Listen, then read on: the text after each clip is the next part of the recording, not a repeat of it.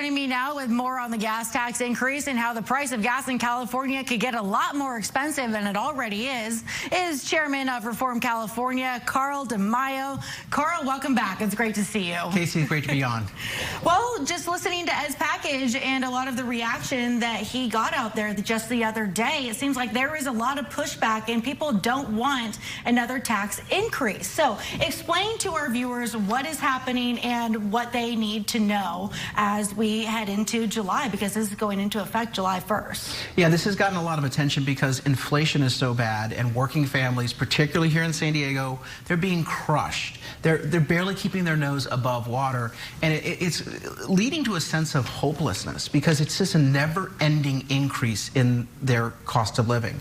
Now, Jim Desmond was responding to the analysis that we put out earlier in the week. $2.01 per gallon gas tax is what California is going to have by 2026. There is this increase coming up on July 1st that Jim Desmond is focusing on, but the overall set of increases are much worse in the next 18 months. So right now, per gallon, it's $1.43 for the state gas tax, but it's going to go up to $2.01 by 2026. Three reasons why. Number one, we have the highest gas tax in the nation. Second, we have a cap and trade carbon tax on top of that. And third, there's the Green New Deal regulations and mandates on gas. And so all of these costs are being borne by drivers. So all in, California's gas tax is going to be $2.01 in 2 years. Right now it's $1.43. Nationally, our gas prices compared to national prices, $2 more per gallon. Let me put that into just a basic number. $2,500 per year per driver if you drive just 15,000 miles and get the average fuel efficiency. $2,500 per driver per year, more than the national average just to drive one car in California, average mileage.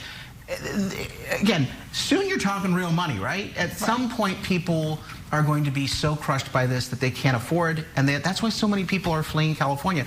And Casey, you see lower income residents hit by gas prices more because they tend to live farther away from the job centers because housing is a bit more affordable there. So I know people who are driving all the way up to South Riverside. They still work in San Diego, but they live up in South Riverside because they can't afford the housing here, but now they can't afford the gas. So they're damned if they do, damned if they don't. So Carl, let me ask you this. Obviously, you don't want this increase to take place, and a lot of other people don't want it to take place as well. But talk about the lawmakers who want this tax increase and where the money is going towards, because I know that they claim that it's going towards a lot of road repairs, which a lot of San Diegans want to see happen, but you're shaking your head no. It's not happening. Why is that?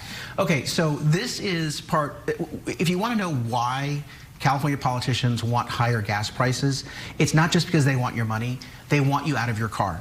This is part of the Green New Deal.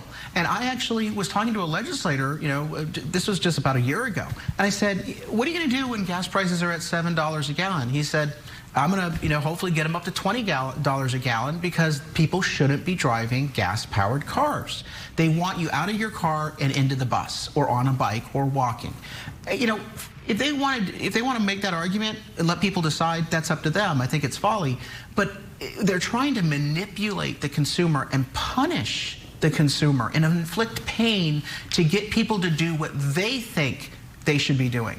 I'm of the opinion that people need to drive. It's common sense, and that policymakers should be looking to make cost of living as low as possible. So the first thing they want is higher costs to inflict pain to get people out of cars. The second thing they want is our money, but they're not putting the money back in the roads. I think you can see that in the form of the deteriorating roads and the fact that the road improvements that we were promised aren't coming. No lane expansions, no congestion relief. Well, this is surely going to affect so many people here across the state of California. And Carl, I see you on the national news at least once a week. So I know that you're busy talking about topics just like this important one, but many others. Where can our viewers go to learn more about what's going on in the world and what they should be aware of right now? Yeah, at reformcalifornia.org, we have a bunch of stories up there about the hot pressing issues that voters are telling us they're concerned about in this election.